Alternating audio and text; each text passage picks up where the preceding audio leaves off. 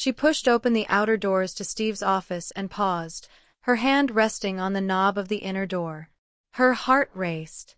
She could still turn around, walk away, and try to persuade Gil to let go of the awful plan he had set in motion. But she shook her head firmly. No, she muttered to herself. Others had fallen victim to his manipulation, but she swore she'd be the last. Taking a deep breath, Donna straightened her posture, wiped a single tear from her cheek, and drew on a hidden reserve of courage she didn't realize she possessed. Despite the storm inside her, she lifted her chin with quiet dignity and stepped into the room. Steve looked up from behind his desk. "Well, this is unexpected," he said casually. "Glad you dropped in. Want a cup of coffee?" Donna didn't waver. She met his eyes without blinking. "I slept with Gil last night. At the party. It happened in his office. I drank too much, and things spiraled." Steve's expression froze in disbelief.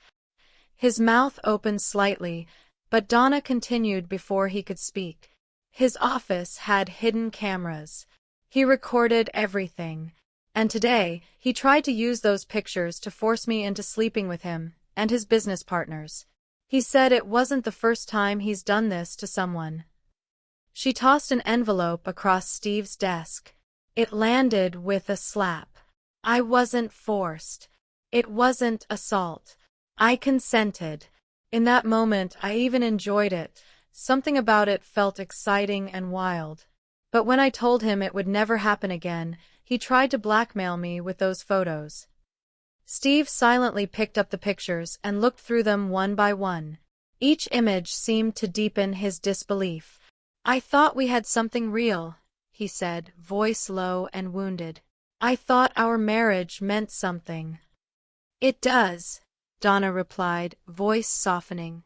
"That's why I'm here. Because I need your help. I messed up, and I need you to help me fix it. I'm asking for your forgiveness." Steve could feel his pulse pounding in his ears. The weight of what she'd said hit him hard. "I'm not just letting this slide," he said firmly. "I need time. Please leave. I can't deal with this right now." Donna's face tightened. Her voice rose with anger. "Then think about this. If you decide to divorce me, I'll get the house. I'll keep the kids. You'll be paying child support. And don't be shocked if Gil ends up in our bed. I'm sick of both of you. You're never around, and he thinks I'm just his personal toy." Steve stared at her in disbelief. "You're no better than he is," he muttered. "You deserve each other. We'll talk more tonight. Now leave." Without another word, Donna stormed out. As she passed Darlene at reception, she shot her a glare sharp enough to cut steel, then dashed from the building. "How could he not stand by me?" she fumed. "If he wants to fight dirty, I'll be the one holding the bat." Watching her disappear through the glass doors, Steve exhaled and picked up the phone. "Rick, it's Steve. Call Bill Jackson and get him here, immediately. I need a rock-solid alibi for tomorrow afternoon and evening. I'll write you a $15,000 check for surveying services on the new project. That should cover everything." Later in the day, Darlene buzzed in through the intercom to announce Bill's arrival. He entered Steve's office, and the two men shook hands. "I need 2 vehicles," Steve began. "A newer sedan and a modern pickup. Park the sedan in the Safeway lot by Rancho Santa Fe Golf Course. We'll need a driver for it. If Bob Valdez is free, he's my first choice." He handed over a list of instructions.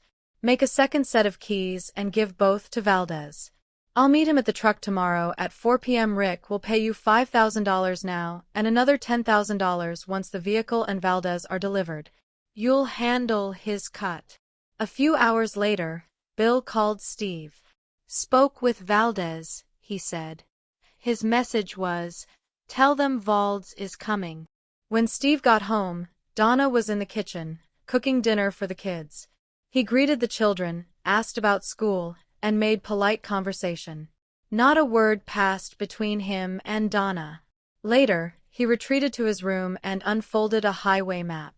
His eyes scanned the lines until he found a desolate 4-mile stretch on Highway 98, rarely traveled, almost always empty. He marked it with an X. Back at his office, he pulled out a picture of Jill and taped it to his dartboard. One by one, he launched 3 darts into the image, a symbolic act of rage and betrayal. As night fell, Donna retired to the guest bedroom. He didn't object. Just the sight of her turned his stomach. Surprisingly, he slept well. He woke before anyone else and headed straight to work. The day's chaos helped keep his mind busy. Before noon, he turned to Darlene and said, "Let everyone know, I've got a tea time today. Golf with Rick and some of his business partners. I plan to leave around midday and remain unavailable for the rest of the day." By 2 p.m., I was out at the course with Rick, Bill, and another longtime friend. After walking 4 holes together, I let them know I needed to step away for a bit. Personal business. They understood without needing details. Rick dropped me off near the clubhouse in a golf cart before returning to rejoin the others. I made my way to the parking lot where I spotted Valdez behind the wheel of a sleek Ford F-150. I approached the truck and told him to hang tight. I placed my golf clubs in the trunk of my own car, then opened the glove box, pulled out a folded road map and 2 handheld radios, and headed back to the truck. Unfolding the map, I pointed out a stretch of Highway 98 and explained the plan. A silver E350 Mercedes would be driving that road. I'd follow behind the vehicle in the F-150. Once we had the right car in sight, Valdez would tap the rear bumper, just enough to initiate a minor crash. He'd then pull over behind the Mercedes. I gave him strict instructions: keep the engine running and stay inside the vehicle, no matter what. Once he passed me after the incident, he'd trail me to the Safeway parking lot, where we'd ditch the truck. From there, Valdez would drive me back to the golf course, then leave. Everything was coordinated. We made it to the designated Safeway lot, picked up the sedan I'd arranged earlier, and headed toward the beginning of the remote 4-mile stretch of road. We parked just off the shoulder, near a slight incline. From that vantage point, I used my pocket binoculars to spot the approaching Mercedes in the distance. Speaking into the radio, I told Bob to wait until the car passed, then catch up to it. I would follow behind, maintaining about a 100-yard distance. That spacing would give the driver a window of about 5 seconds once the Mercedes came to a stop. Roughly 5 minutes later, I saw the vehicle coming our way and gave Bob the green light. The Mercedes zipped past us and we peeled out right behind it. A mile down the road, Valdez pulled closer and gently collided with the rear bumper. As expected, the driver veered toward the shoulder and brought the vehicle to a stop. Bob followed suit, positioning the truck directly behind. The driver stepped out of the Mercedes looking furious, his body tense. As I approached fast, the man finally raised his head and froze when he saw me. We locked eyes in that instant. At 50 miles an hour, the F-150 slammed into him, crushing the open driver's side door and sending Gill's body airborne. For a split second, I saw his figure soaring, twisted in the air like a rag doll. In the rearview mirror, I saw Valdez calmly pull away from the scene. That look he gave me before driving off? He knew. He knew it was me. And he didn't care. Back at the Safeway lot, we abandoned the truck. Valdez dropped me off near the course and went on his way. Whether or not it mattered to him who hit Gill, I couldn't tell. But there was a glimmer in his eye, like he enjoyed it, just for the thrill of it. I strolled into the clubhouse and joined Rick and the others. We had a couple of drinks, laughed, and kept things light. I stayed about an hour before heading home around 7 p.m. Once home, I poured a glass of whiskey, sank into the couch, and let out a breath. Donna walked in and asked why I was late. I told her I'd been on the course all day and just got back. We watched television together for a while. Around 9, I told her the day had worn me out and I was calling it a night. She said she'd stay up a bit longer. I nodded. It made no difference. She was still sleeping in the guest room. About an hour passed when she came into my room, visibly shaken, tears running down her cheeks. The news had reported Gil's death. A car accident. I gave her a somber look. That's unfortunate, I said.